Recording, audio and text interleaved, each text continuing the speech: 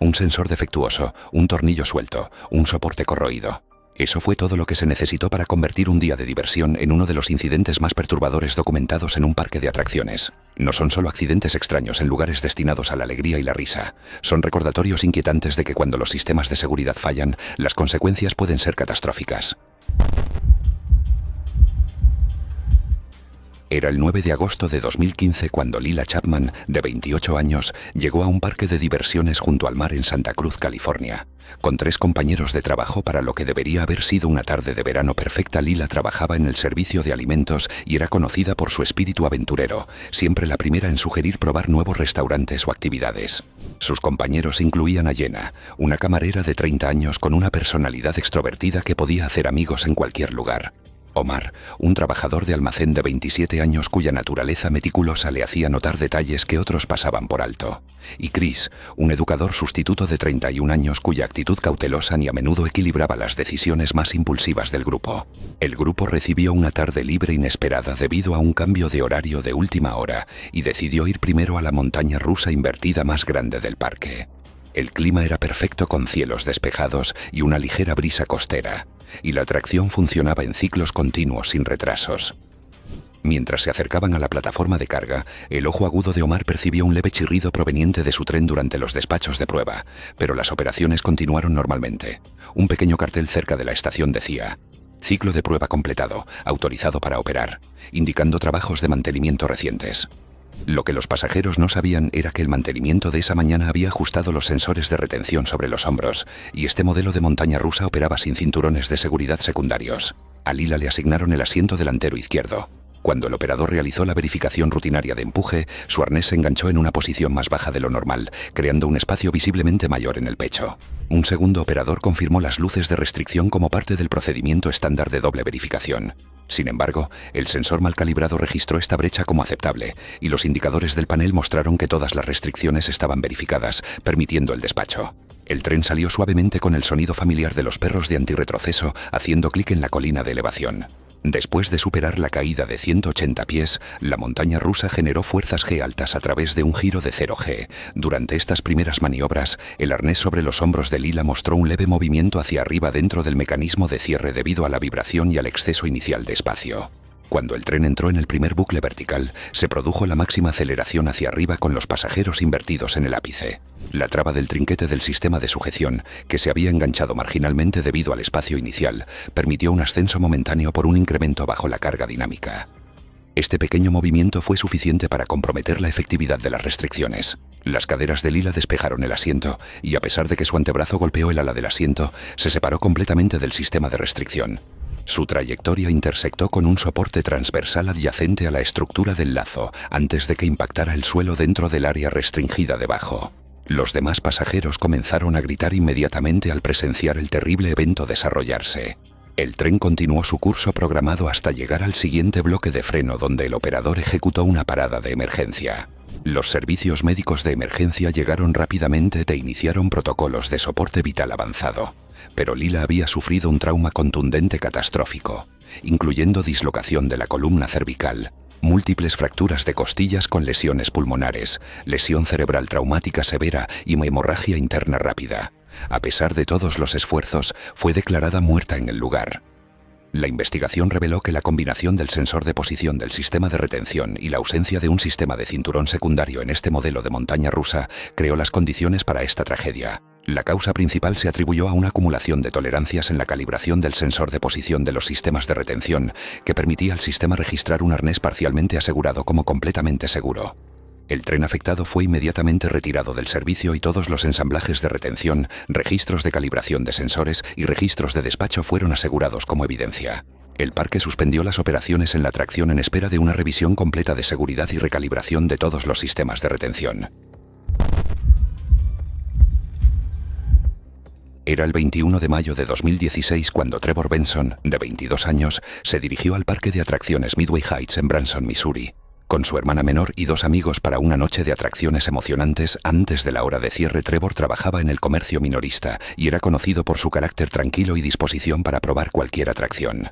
Su hermana Kayla, una trabajadora de cafetería de 19 años con energía inagotable, había convencido al grupo para que se embarcaran en una aventura más mientras el sol comenzaba a ponerse. Se unieron a ellos Marcus, un paisajista de 23 años cuyo comportamiento calmado lo convertía en la voz de la razón, y Dana, una asociada de ventas de 24 años cuya personalidad organizada significaba que siempre llevaba el control de las pertenencias de todos.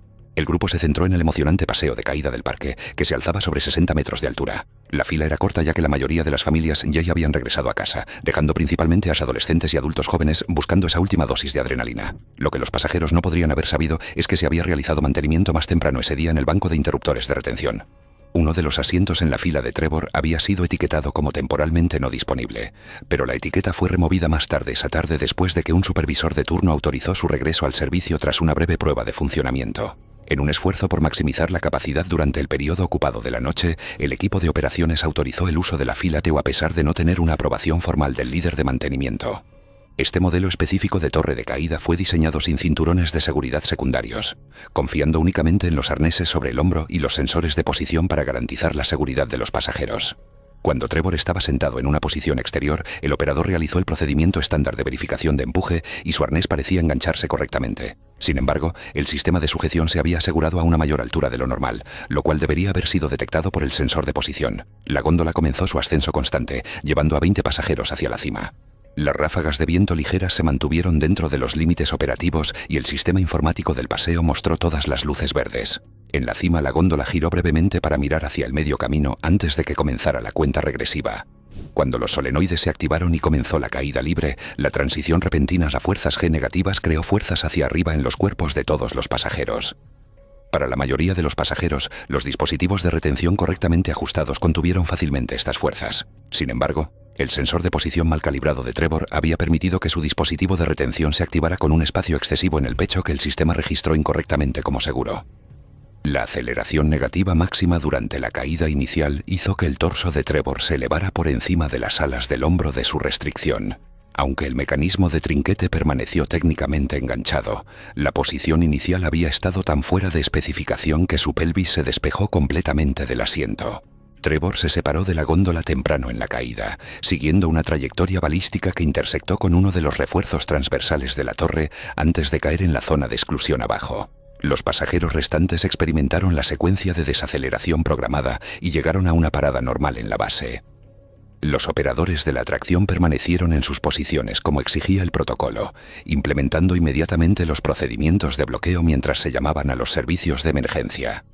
Cuando llegaron los paramédicos, determinaron rápidamente que Trevor había sufrido un trauma multisistémico insuperable, incluyendo fracturas de cráneo, lesiones internas masivas y hemorragias catastróficas. La investigación se centró en la calibración del sensor de posición de restricción y la decisión de devolver el asiento previamente etiquetado al servicio. Más tarde, Marcus proporcionó a los investigadores detalles cruciales sobre la observación de otro pasajero cuyo mecanismo de restricción requería múltiples intentos para ajustarse correctamente. La torre fue asegurada de inmediato y retirada de la operación en espera de un análisis forense completo.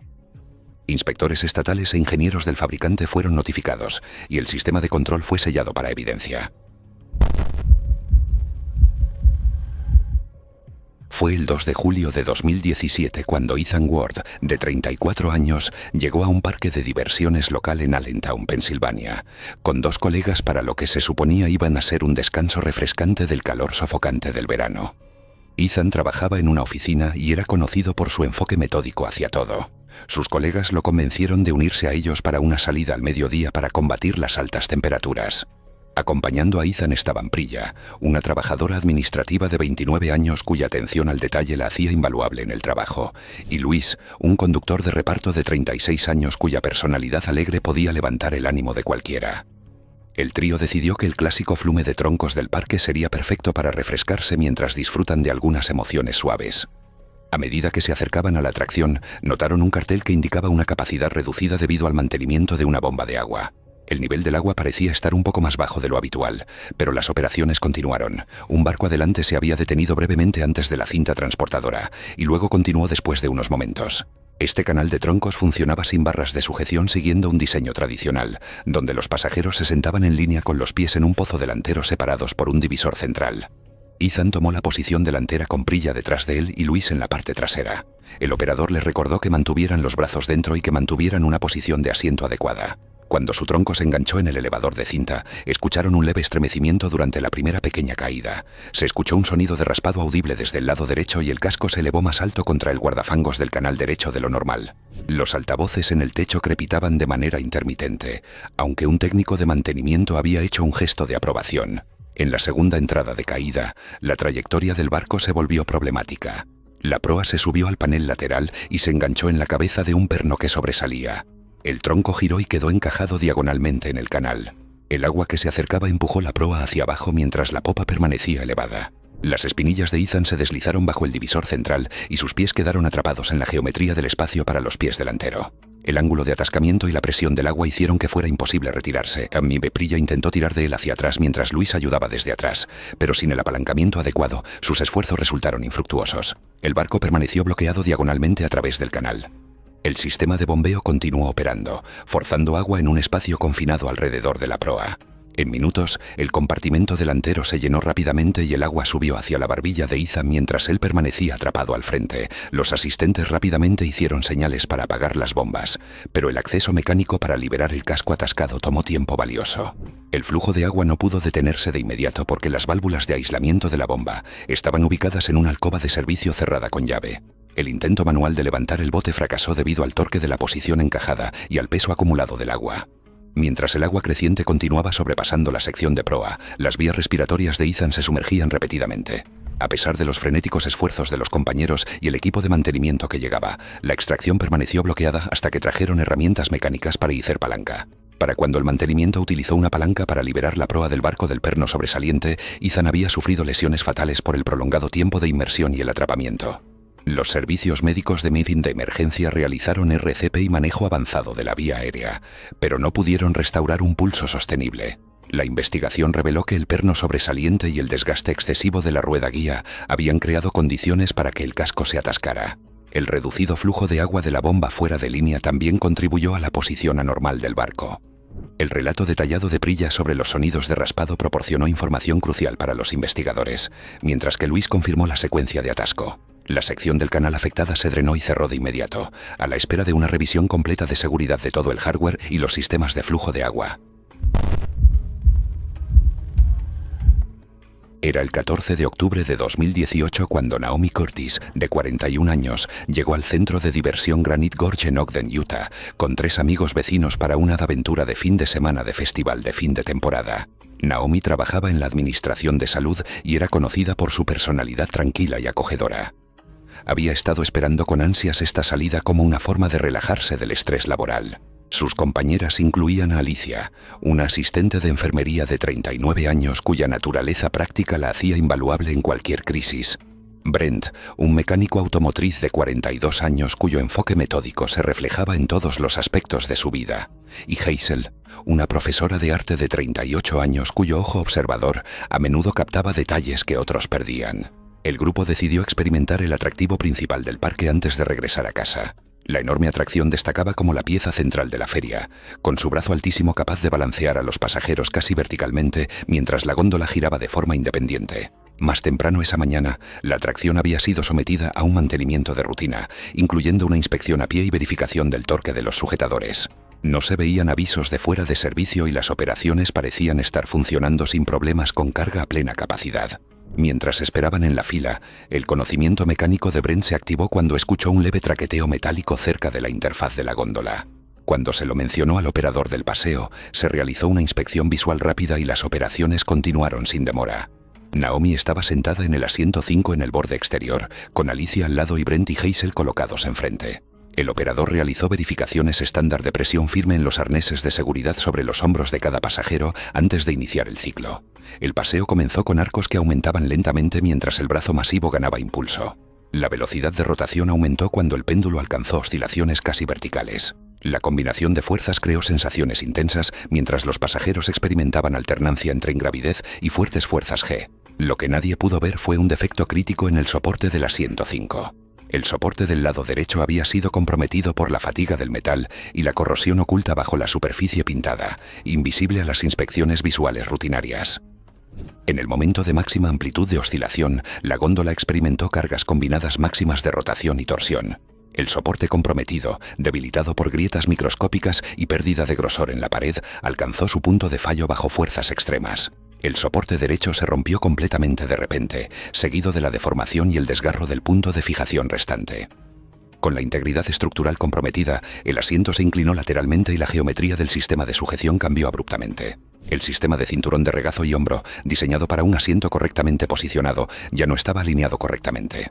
Cuando el asiento se deslizó hacia el lado abierto, Naomi se deslizó más allá del arnés comprometido y se separó por completo de la góndola. Su trayectoria la llevó por un camino balístico que intersectó con un soporte durante el movimiento descendente del péndulo antes de impactar en el suelo. Los operadores inmediatamente activaron la parada de emergencia y el brazo masivo se detuvo después de disminuir sus arcos. Los servicios médicos de emergencia iniciaron protocolos de soporte vital avanzado, pero Naomi había sufrido lesiones catastróficas, incluyendo un trauma severo por golpe, fracturas pélvicas, hemorragias internas masivas, múltiples fracturas y una lesión cerebral traumática fatal. La investigación se centró en la falla del soporte, con un análisis metalúrgico que reveló estrías de fatiga y una corrosión extensa que no se detectabais a través de métodos visuales estándar. El hardware fracturado fue recogido como evidencia. La observación previa de Brent sobre el traqueteo metálico se convirtió en evidencia crucial, mientras que Hazel proporcionó gráficos detallados de asientos y secuencias de eventos. El paseo fue bloqueado de inmediato con todas las atracciones similares suspendidas a la espera de inspecciones estructurales exhaustivas utilizando métodos avanzados de detección. Tras el fallo, las pruebas ultrasónicas y de partículas magnéticas se volvieron obligatorias para atracciones similares. Era el 18 de junio de 2015 cuando Grayson Miller, un joven de 17 años, terminó su turno en una tienda minorista local y se reunió con 3 amigos en un parque de diversiones cercano en el norte de Ohio para una noche de atracciones. Grayson era conocido por su entusiasmo contagioso y su disposición a probar cualquier cosa al menos una vez. La lluvia reciente acababa de despejarse, dejando el paseo marítimo reluciente bajo las luces del atardecer. Sus compañeros incluían a su primo Tyler, un trabajador de almacén de 19 años cuya actitud tranquila equilibraba la personalidad extrovertida de Grayson. May, una socorrista de 18 años cuya naturaleza atenta provenía de cuidar a los nadadores. Y Jordan, un cajero de 17 años cuya actitud positiva igualaba la energía de Grayson. El grupo decidió comenzar con el clásico paseo en silla voladora como un calentamiento de baja intensidad. La atracción vintage presentaba sillas suspendidas colgando de cadenas, con los pasajeros siendo elevados hacia afuera por la fuerza centrífuga mientras el eje central giraba. Notaron que una silla en el anillo interior había sido acordonada, pero el anillo exterior operaba a plena capacidad. Un aviso de mantenimiento indicó que la inspección de la cadena se había completado el día anterior. El operador anunció un ciclo ligeramente más largo y el volumen de la música se subió lo suficiente como para enmascarar los sonidos mecánicos. Grayson y Jordan compartieron un columpio de doble asiento en el anillo exterior. El asiento incluía una cadena de regazo y un cinturón de seguridad secundario simple. El asistente realizó una verificación estándar de tirón antes de pasar a la siguiente silla. Lo que nadie pudo detectar fue una grieta microscópica en un eslabón de cadena cerca de la conexión del perno de asiento. Esta falla por fatiga se desarrolla gradualmente durante miles de ciclos de carga, permaneciendo invisible hasta el fallo catastrófico. Cuando comenzó la rotación, las sillas se levantaron hacia afuera en el patrón familiar. La velocidad aumentó hacia el máximo y el viento del lago cercano empujó las sillas exteriores a ángulos dramáticos. La carga cíclica colocó un estrés repetitivo en cada componente de la suspensión. La grieta oculta se propagó rápidamente bajo el estrés cíclico hasta alcanzar un tamaño crítico. La cadena de soporte del lado derecho falló repentinamente, haciendo que el asiento doble se retorciera violentamente cuando la cadena del lado izquierdo soportó momentáneamente toda la carga de ambos pasajeros. La carga asimétrica resultó ser demasiado para la conexión restante. El gancho en S del lado izquierdo, un conector antiguo de la construcción original del paseo, se deformó bajo una fuerza extrema y se soltó de su punto de fijación. Tanto Grayson como Jordan se separaron simultáneamente, pero sus trayectorias divergen según la posición instantánea del columpio. El camino de Jordan lo llevó más allá de la valla perimetral, resultando en lesiones serias pero no mortales sobre el césped fuera del área de las atracciones. La trayectoria de Grayson se cruzó con un poste de luz decorativo que bordeaba el camino. El impacto ocurrió de pecho a alta velocidad, seguido por el contacto con el pavimento de concreto abajo. El operador activó inmediatamente el paro de emergencia, pero la estructura giratoria necesitaba tiempo para desacelerar de manera segura. May rápidamente asistió a Jordan, aplicando primeros auxilios mientras dirigía a los socorristas hacia ambas víctimas. Tyler llamó a los servicios de emergencia y guió a los paramédicos a través de la multitud reunida. Los servicios de emergencia médica llegaron en minutos y comenzaron el triaje. Jordan fue estabilizado y transportado con múltiples fracturas pero con signos vitales intactos. Grayson había sufrido un trauma torácico fatal, incluyendo múltiples fracturas de costillas, lesiones cardíacas y pulmonares, hemorragia interna catastrófica y lesión cerebral traumática secundaria. Se iniciaron los protocolos de soporte vital avanzado, pero la gravedad de las lesiones impidió la restauración de la circulación. Grayson fue declarado muerto en el lugar a pesar de los esfuerzos del equipo de emergencia. La investigación se centró en los componentes de cadena fallados y la antigüedad del conector en forma de S. El examen metalúrgico reveló signos clásicos de falla por fatiga, mientras que el gancho en forma de S deformado mostró un debilitamiento gradual con el tiempo. La atracción fue asegurada y atracciones similares se suspendieron en espera de una inspección exhaustiva. El viaje se remonta a finales de los años 1980 y todavía estaba operando bajo estándares de inspección más antiguos. Era el 4 de marzo de 2018 cuando Tara Whitmore, de 52 años, llegó al Parque Patrimonio Old Mill en Richmond, Virginia. Tara trabajaba en la gestión de oficinas médicas y era conocida por su enfoque paciente y metódico para manejar situaciones estresantes. La llovizna ligera afuera había llevado al grupo a buscar entretenimiento en interiores. Sus compañeros incluían a su hermano, Dean, un despachador de transporte de 55 años cuya naturaleza puntual venía de coordinar horarios de entrega. Su sobrina Sofía, una estudiante universitaria de 21 años cuya mente analítica siempre cuestionaba cómo funcionaban las cosas, y su amiga Carla, una oficinista de 53 años. El nostálgico recorrido oscuro presentaba elaboradas escenas de historia colonial. Al acercarse a la plataforma de embarque, notaron un leve olor eléctrico, aunque el personal parecía despreocupado y las operaciones continuaron normalmente. Un letrero mencionaba que se había instalado una iluminación actualizada durante la semana. El viaje había experimentado un breve retraso antes, pero había reanudado su operación normal. Tara y Carla fueron asignadas al coche delantero, mientras que Dean y Sofía tomaron el coche trasero. Las barras de seguridad se bloquearon en su lugar. Dean notó un breve parpadeo en un panel decorativo durante la carga. Cuando se lo mencionó al operador, se reinició un interruptor y las operaciones continuaron. Los coches comenzaron su viaje hacia la primera escena con un cuadro colonial iluminado por focos. Sin embargo, un distintivo ruido de chisporroteo se hizo audible desde los paneles laterales decorativos. El trabajo eléctrico reciente había creado un peligro dentro de un conducto de cableado oculto detrás de elementos escénicos. La instalación se había completado rápidamente para el fin de semana de apertura, pero se pasaron por alto las consideraciones de ventilación adecuada. Humo gris comenzó a acumularse desde el compartimento oculto y los ventiladores de ventilación normales parecían estar fuera de servicio. El pasillo confinado significaba que el humo se concentraría rápidamente. El tren se detuvo inesperadamente en una sección de bloqueo con las barras de seguridad permaneciendo cerradas, posicionando el coche de Tara directamente dentro de la bolsa de humo en desarrollo donde los productos de combustión llenaban el corredor estrechos. Un incendio localizado se inició dentro del conducto de cableado oculto, permaneciendo contenido pero produciendo humo peligroso y gases tóxicos. Los productos de la combustión crearon rápidamente una atmósfera peligrosa. Dean usó el intercomunicador de emergencia para alertar a los operadores, quienes iniciaron la parada de emergencia y intentaron hacer retroceder el tren. Sin embargo, el espacio entre los coches y los sistemas de seguridad impidieron la extracción inmediata. El equipo de mantenimiento respondió con extintores y abrió las puertas de acceso de emergencia para la ventilación. No obstante, anular manualmente la barra de seguridad requería herramientas especializadas y acceso desde el estrecho pasillo de mantenimiento. Tara, en el asiento delantero izquierdo del coche principal, quedó expuesta a la mayor concentración de humo debido a los patrones de flujo de aire. El proceso de extracción se complicó por las condiciones de espacio confinado.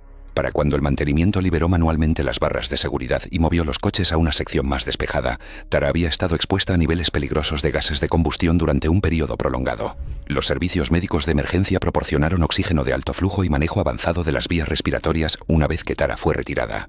Sin embargo, ella sufrió un paro cardíaco durante el transporte y, a pesar de los esfuerzos de reanimación sostenidos, no pudo ser revivida. La investigación reveló que la iluminación instalada recientemente había sobrecargado los circuitos dentro del panel escénico, causando sobrecalentamiento e ignición. El sistema de ventilación había sido desactivado durante el trabajo eléctrico y no se restauró adecuadamente. La observación de Dean sobre el parpadeo del panel se convirtió en una evidencia crucial. El parque suspendió todas las atracciones interiores a la espera de inspecciones exhaustivas, revelando múltiples violaciones del código relacionadas con trabajos recientes e inadecuados sistemas de gestión de humo. El jefe de bomberos citó más tarde violaciones del código NFPA por deficiencias en el cableado y en las salidas de emergencia. Gracias por ver. ¿Quieres ver más? Haz clic en tu pantalla ahora.